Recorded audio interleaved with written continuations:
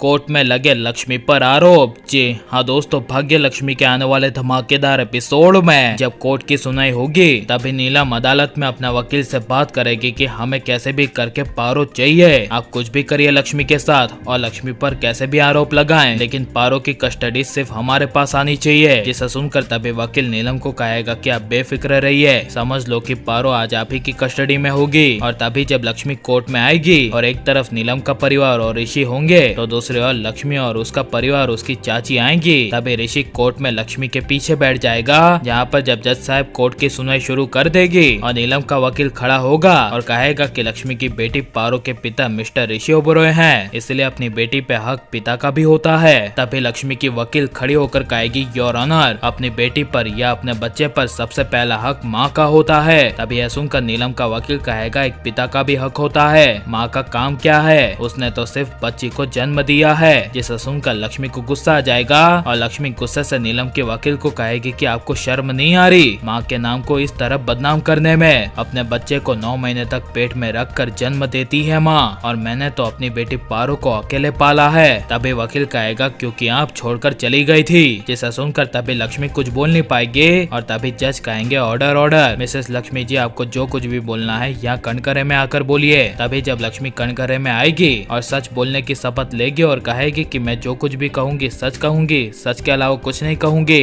तभी नीलम के वकील लक्ष्मी से सवाल करेंगे और कहेंगे कि बताइए लक्ष्मी, क्या पारो की माँ आप हैं, ये मानती हैं? तभी लक्ष्मी कहेगी, हाँ मैं पारो की माँ हूँ। तभी नीलम का वकील कहेगा, अच्छा तो ये बताइए पारो के पिता मिस्टर ऋषि ओबेरॉय हैं, ये भी मानती है ना? तभी ऐसा सुनकर ना चाहते हुए लक्ष्मी हिचकिचाकर कहेगी, हाँ। तभी नीलम का वकील कहेगा, जोर से बोलिए, किसी को कुछ सुनाई नहीं दे रहा। तभी लक्ष्मी जोर से कहेगी, हाँ पारो के पिता ऋषि है, मैं मानती हूँ। तभी नीलम का वकील जज साहब को कहेगा, दैट्स ऑल योर ऑनर, पारो के पिता मिस्टर ऋषि ओबेरॉय है, ये लक्ष्मी जी मानती हैं, इसलिए पारो की कस्टडी का हक सिर्फ और सिर्फ मिस्टर ऋषि ओबेरॉय को मिलना चाहिए। तभी लक्ष्मी कहेगी, बिल्कुल नहीं, मैंने पारो को अकेले जन्म दिया और बचपन से लेकर अब तक मैंने अकेले ही पारो की परवरिश की है, इसलिए पारो सिर्फ और सिर्फ मेरी बेटी है और एक माँ का हक अपने बच्चे पे सबसे पहला हक होता है, इसलिए मेरी पारो की कस्टडी सिर्फ और सिर्फ मुझे मिलनी चाहिए। तभी वकील कहेगा, आप तो सालों पहले घर छोड़कर चली गई थी, इसलिए पारो को आपने अकेले पाला,